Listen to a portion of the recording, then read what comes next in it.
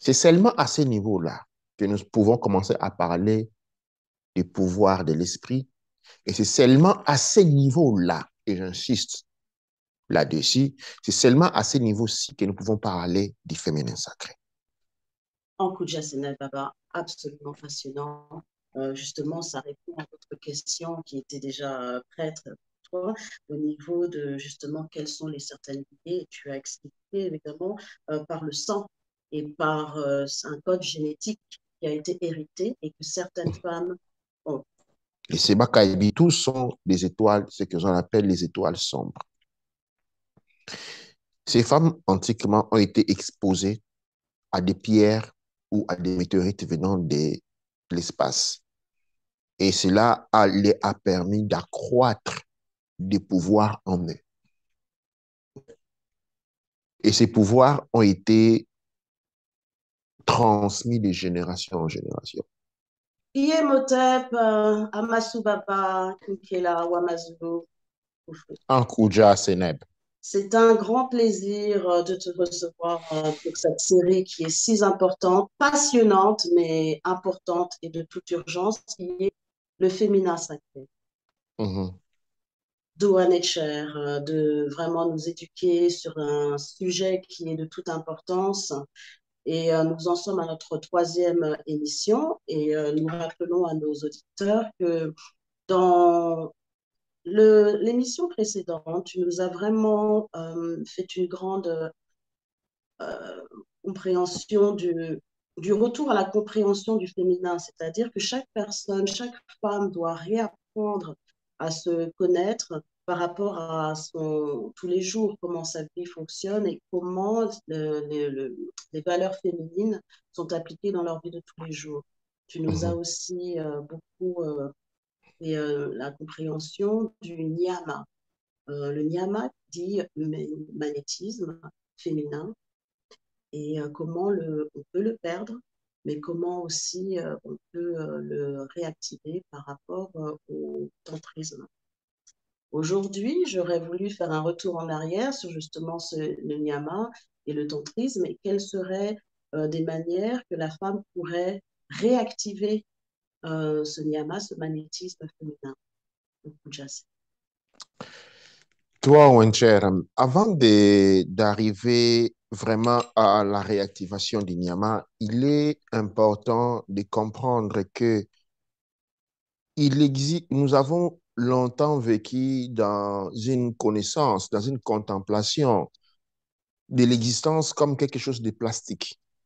Okay? Vous savez, ce que l'on voit, l'enfant naît, il grandit, il va à l'école, puis il fait l'université, et puis il trouve un travail, et puis il va se trouver un homme, une femme, et puis il va voir des enfants, et puis il va vieillir, et voir ses enfants, ses petits-enfants grandir et mourir.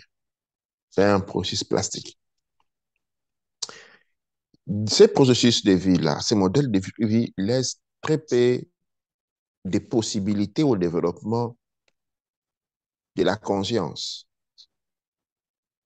À ces moments-là, les facultés supérieures, comme les diamants, tout comme les sens de l'esprit, parce que nous avons 5 sens du corps et 11 sens de l'esprit, deviennent complètement inutiles. Je donnerai l'exemple. À quoi sert des pattes fortes à une poule qui vit dans une cage? Contrairement, une poule qui vit dans une cage ne pourra jamais avoir des pattes fortes. Pour avoir des pattes fortes, il faut que la poule marche. C'est en conséquence de ce travail de marche que l'on verra la poule, qu'on sera à mesure de distinguer entre la poule dont les pattes sont fortes, donc libres, et une poule qui vit en cage avec des pattes faibles. Il est important ici de savoir les parcours évolutifs auxquels sont soumis les êtres. Au niveau des êtres essentiels, quand je dis autres essentiels, je suis en train de parler de la de la famille des homos, depuis les Néandertals, l'homme nommé Néandertal. Je parle de tous les homos. Très peu d'attention ont été mises sur l'évolution de l'être en soi. Quand nous parlons de l'évolution de l'être, nous parlons de l'évolution de la conscience. Pour ne pas faire une longue histoire, une courte histoire trop longue, nous allons tout de suite parler des 3 niveaux de l'existence dans l'être. Nous avons un premier être que nous appelons, donc, nous avons le premier niveau, c'est pratiquement l'animal. Okay? L'animal vit avec des fonctions définies. Les chiens et chiens de par son fonctionnement, les canards et canards de par son fonctionnement, et ainsi de suite. Au niveau des êtres humains, nous avons 2 niveaux ou des étapes. La première étape, c'est ce que nous appelons les êtres animaux. Les êtres animaux ont un fonctionnement disons, comme les animaux. Quel est le fonctionnement animal? Eh bien, l'animal ne partage pas.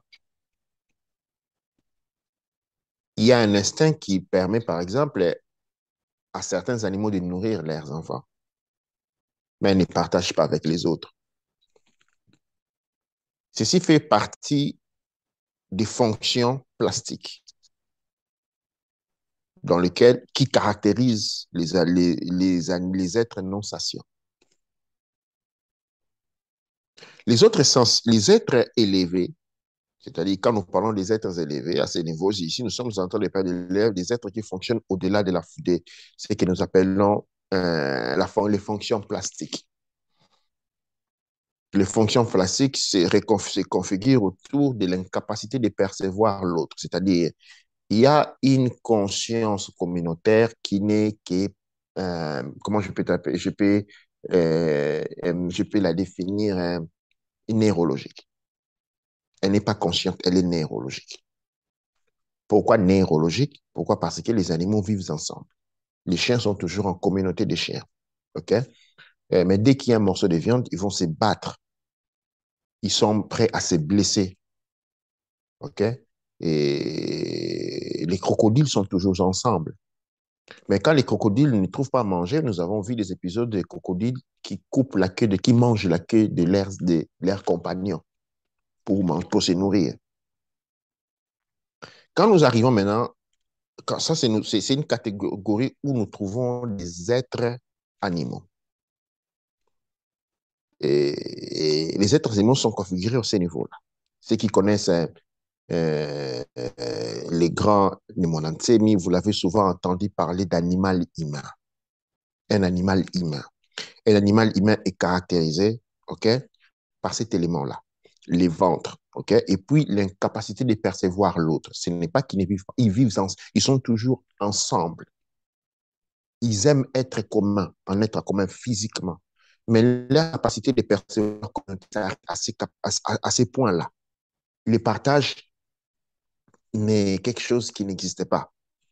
Après, nous avons ce qu'on appelle les êtres sensibles. Les êtres sensibles sont les êtres dont l'évolution est caractérisée par les partages. Ainsi, donc, à ce point, nous pouvons définir des états de communauté. Nous avons un premier état de communauté qui est une communauté neurologique. C'est-à-dire, nous sommes ensemble. Nous dansons ensemble, nous prenons les soleils ensemble, ainsi de suite. Et puis, il y a un autre niveau de communauté qui est une communauté de conscience. Et cette communauté de conscience est caractérisée par la communion et les partages. Au niveau de la communauté sciente, on est libre de toute jalousie. La jalousie renvoie à la confrontation, donc les êtres animaux. On est libre de toute compétition. Alors, c'est seulement à ce niveau-là que nous pouvons commencer à parler du pouvoir de l'esprit. Et c'est seulement à ce niveau-là, et j'insiste là-dessus, c'est seulement à ce niveau-ci que nous pouvons parler du féminin sacré. Les êtres animaux ne peuvent pas avoir accès. Parce que pour parler du féminin sacré, il faut que l'être soit élever et dépasser le niveau de la conception neurologique de la communauté. C'est un être qui a une conception consciente de la communauté, dont la communauté est caractérisée par les partages. Cet partage-là conscient nous libère de l'entrainte des émotions. Et les émotions dont je suis en train de parler ici sont les émotions qui caractérisent l'animal humain. La jalousie, la compétition, la colère et tous ces éléments-là. Donc, quand nous sommes, et je dis ceci parce que chacun puisse faire le point et ne peut pas dire, écoute, j'ai pratiqué telle technique, ça ne fonctionne pas sur moi. Il faut d'abord, il y a un travail évolutif à conclure.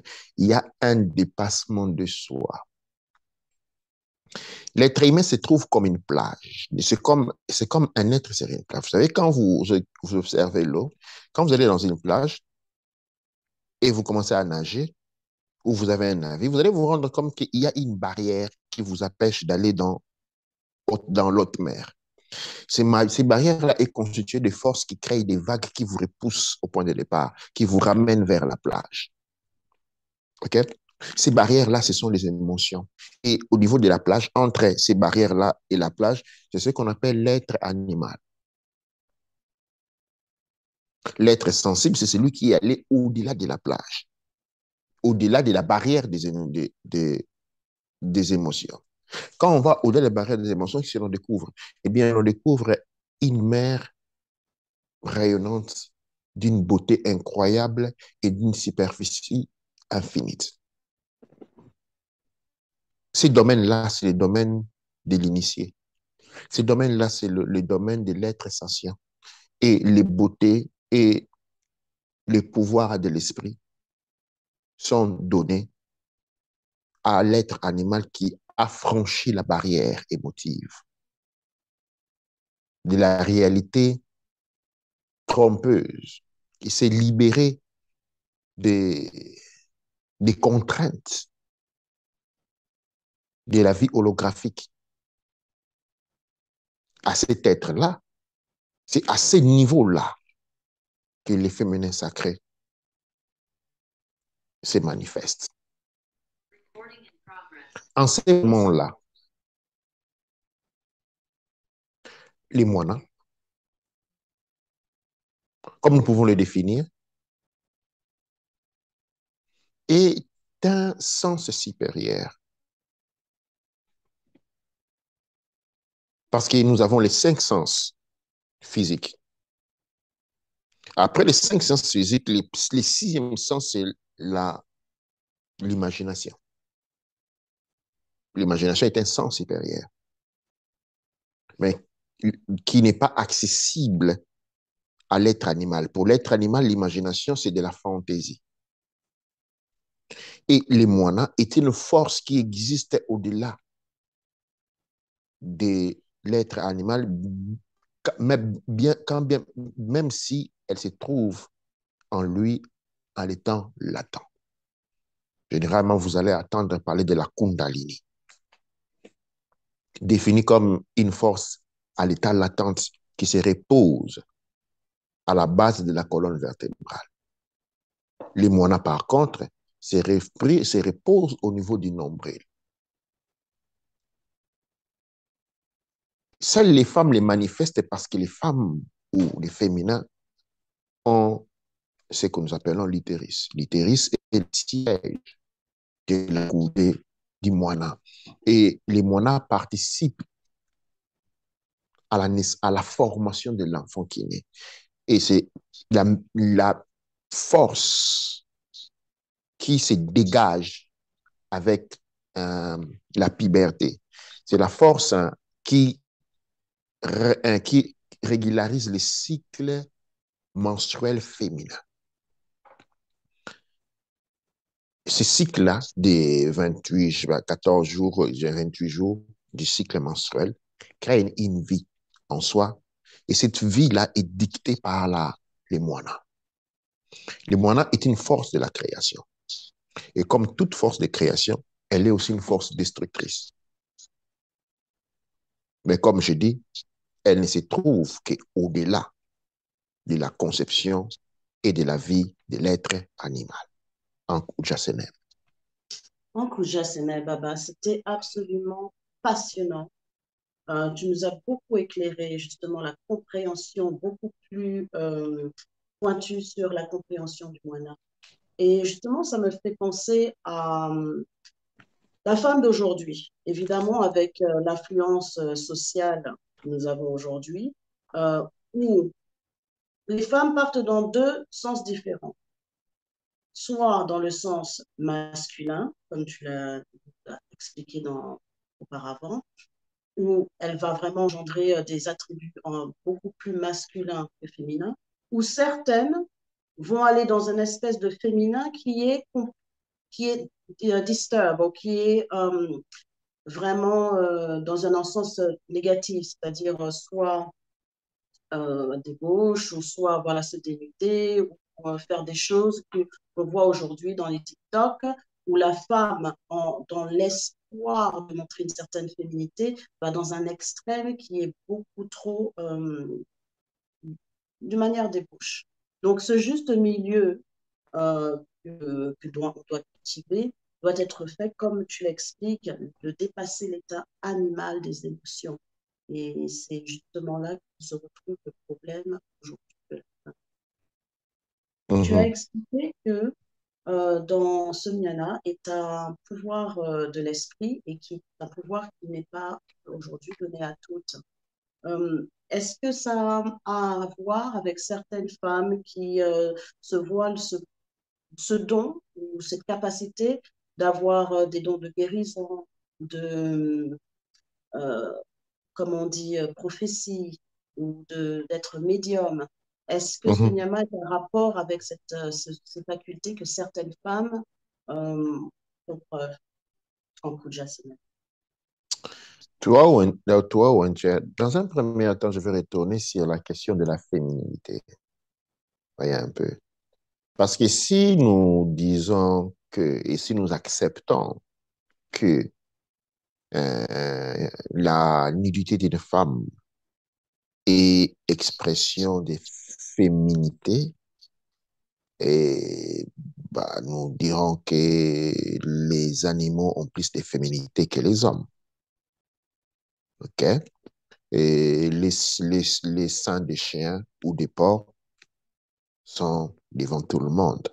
Vous voyez un peu ce que je veux dire. Et si nous retournons le discours autour de la sexualité, eh bien, les animaux n'ont pas besoin de se cacher pour se donner aux actes sexuels. Nous avons parlé de l'être animal et de l'être humain. Dans une société contrôlée sous contrôle, ou pour contrôler une société, pour contrôler une communauté, il faut minimiser les niveaux d'intelligence, les niveaux d'accès à l'intelligence. Et quand nous parlons de l'intelligence, nous avons une hiérarchie d'intelligence. Okay? L'intelligence rationnelle, telle que la capacité de calcul mathématique, soit-il complexe, puisse être accessible à tous les êtres. Pense les chiens, par exemple, de chasse, calculent bien sa trajectoire. Ils calculent mathématiquement son accélération. Lors d'une bataille à chasse. Et il sait mesurer les dangers. Il sait à quel animal je dois m'en prendre ou pas. C'est-à-dire l'animal, les chiens de chasse, ou comme les lions, l'hippopotame, tout comme font preuve d'intelligence. Les serpents ne s'attaquent pas à 10 personnes. Il sait d'en face, qu'il sait d'avance, il peut calculer d'avance qu'il peut mourir, qu'il va mourir. Il sait très bien que je ne peux pas m'attaquer à une personne qui est trop grande. Parce que si je l'ai mort, mon venin ne pourra pas les tranquilliser. Et avant qu'il puisse tomber par terre, il va me tuer. Donc, il y a de l'intelligence primaire, l'intelligence cartésienne, c'est-à-dire la capacité à raisonner, n'appartient tout simplement pas aux hommes. L'être humain est censé être doté d'intelligence émotionnelle. Parce que notre objectif, c'est le dépassement des barrières des émotions. L'être humain est censé corroborer avec l'éducation émotionnelle. Et là, nous étudions l'empathie, nous étudions la communication non verbale, OK? Et tous ces éléments-là. Or, cette éducation, vous la trouvez dans aucun institut.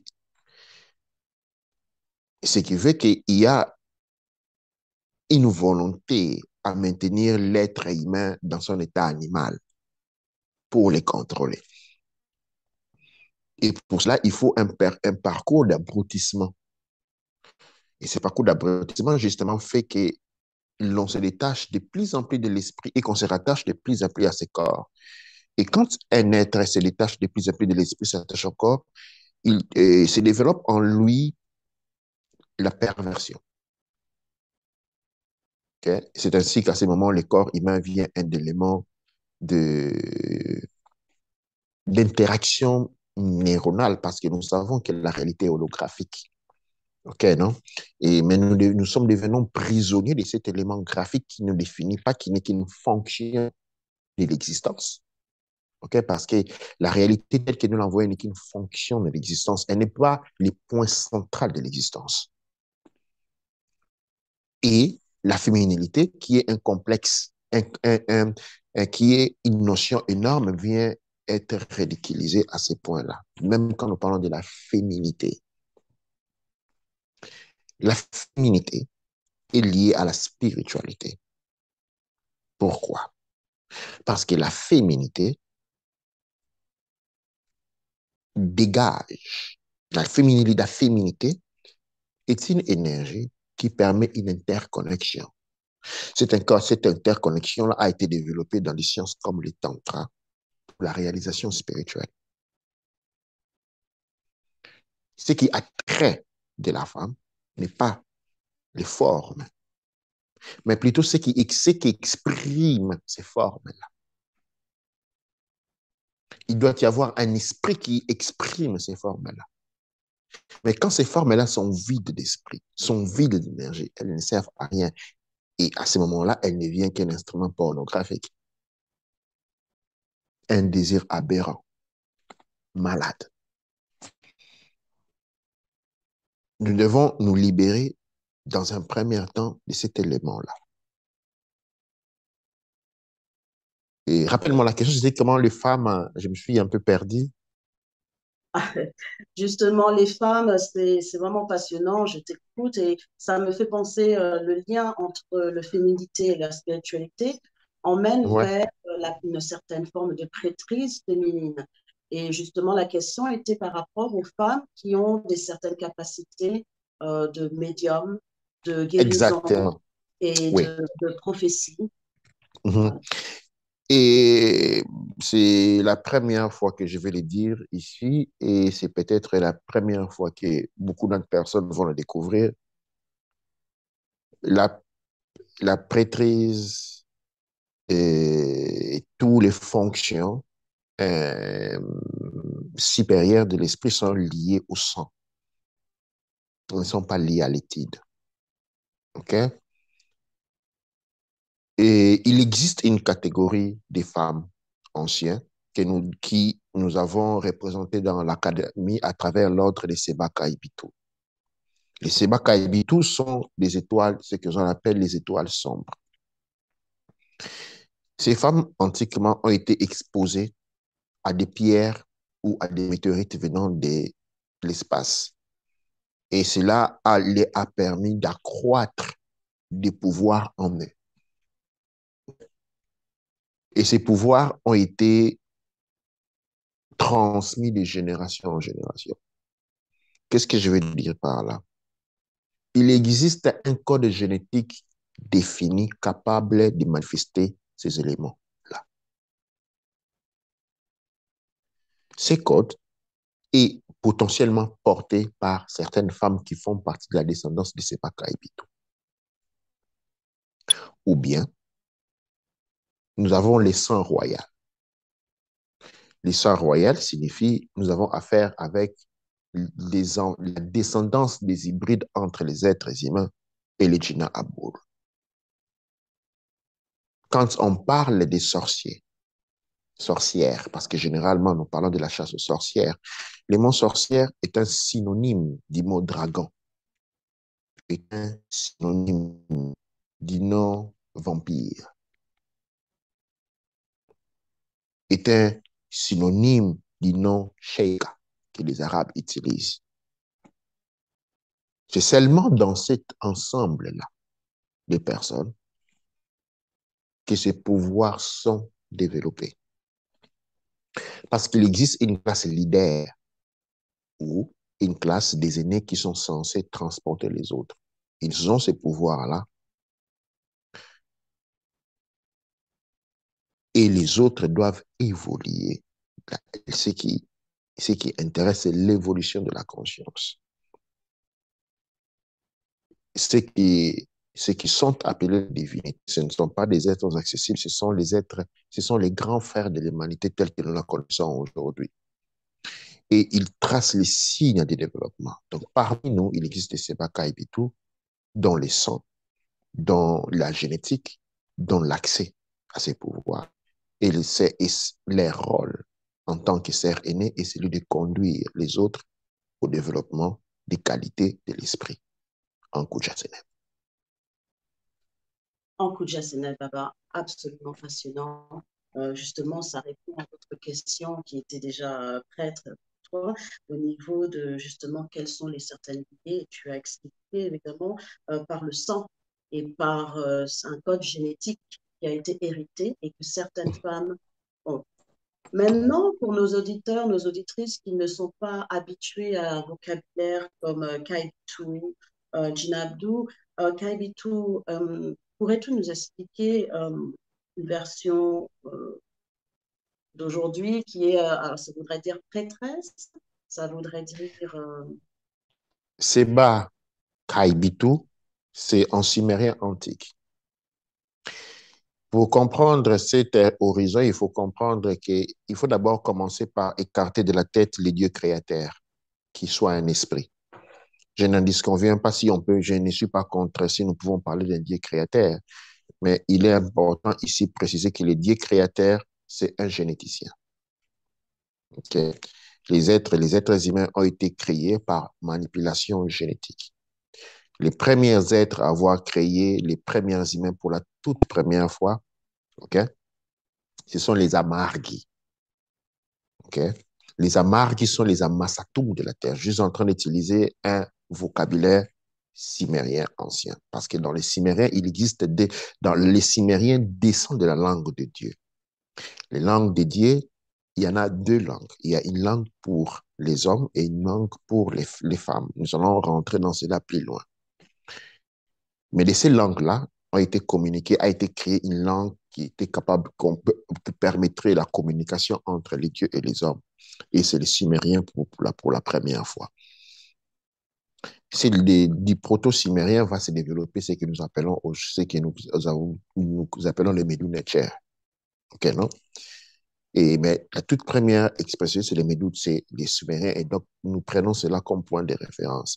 Et dans les proto-sumériens, quand nous disons Seiba Kaibitu, nous sommes en train à parler des étoiles sombres. Les étoiles sombres, pourquoi étoiles? Parce que les étoiles sont au firmament, les hauts placés noirs. Parce qu'il s'agissait des femmes, les Amargis ont, euh, comme on l'a dit, la complexité, l'air complexe et phénotype est obscur. C'est ainsi qu'on parlait des étoiles noires. Et c'est Bakaibitu qui constitue les premières mères de l'humanité et représente les premières civilisations sur Terre où on parle généralement des civilisations amazoniennes, c'est-à-dire une civilisation généralement composée des femmes. En Koujaseneb. en coup de Jassenel. Merci énormément. C'était beaucoup d'informations qui est très très riche, qui est très peu connue, je l'en conçois. Et donc, nous te remercions énormément j'aurais donc une autre question. Donc, ces personnes, comme tu as dit, de code génétique sont là parmi nous et ne sachant pas justement comment activer ces connaissances et ces capacités qu'elles ont en elles, justement, n'arrivent pas à avoir une vie plus sortie de l'état animal ou l'humain qui dépasse les sentiments. Maintenant, Mhm. c'est une voie qui est quand même spirituelle et beaucoup ne savent pas. Donc, nous te remercions pour justement cette lumière que tu fais sur l'importance d'avoir une vie beaucoup plus spirituelle, plus réfléchie dans le monde spirituel. Je te remercie. Tu as touché le mot de lignée de personnes, de lignées féminines qui, par leur code génétique, sont amenées à diriger la nouvelle humanité. Ces personnes, comment ça va être dans un moyen futur, comment ces personnes seront identifiées, comment elles peuvent s'identifier elles-mêmes en Kujasa. Toi, Wanchel, pour la question, et ça, c'est une question qui résonne depuis des millions d'années.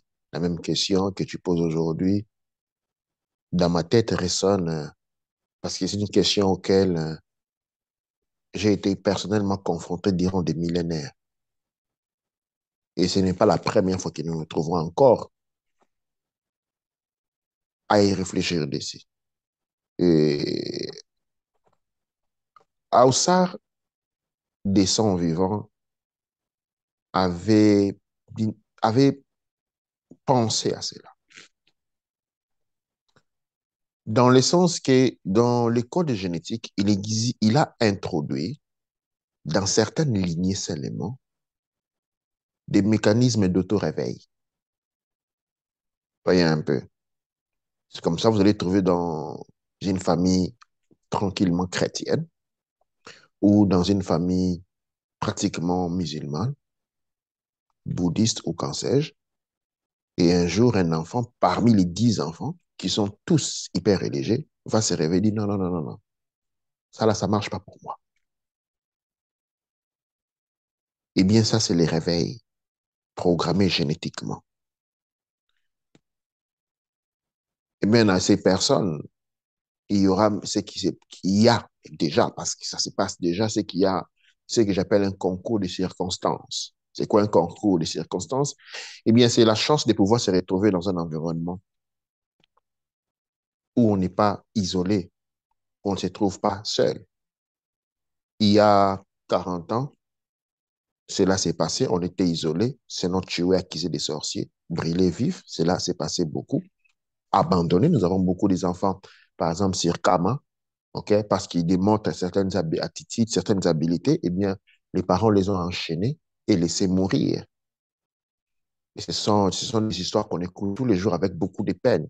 Ces entités revenues, ces codes génétiques qui se réactivent, eh bien, ils sont méprisés, ils sont effrayés, et les gens sont effrayés d'eux. Et nombreux sont morts, je ne dois pas vous le mentir. Nombreux de ceux qui sont nés n'ont pas pu survivre. Et sur comment ça a été l'apothéose. En Europe, un peu. Et sinon, ils ont été brisés par les familles. Ils ont été brisés, ils ont été violentés physiquement, moralement, au point où ils se sont perdus, ils ont perdu la tête. Ils ont été endommagés. Mais pour le peu qui ont survécu, et dont des fois je peux encore entendre la voix, il existe un mécanisme de guide complètement génétique qui va leur pointer à se retrouver ensemble. Parce que c'est celle, plus ils se retrouvent ensemble, plus leur niveau de puissance augmente.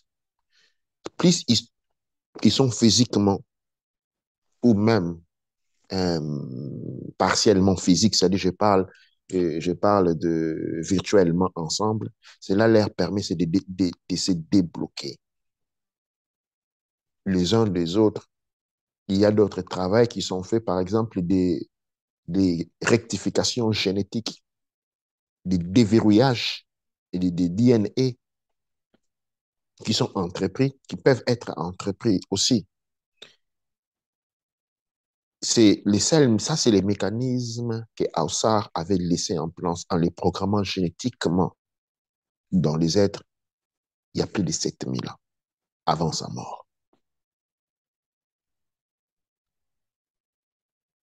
La partie des ennemis ne sont pas dormis, ils ont toujours cherché à trouver comment éviter cela.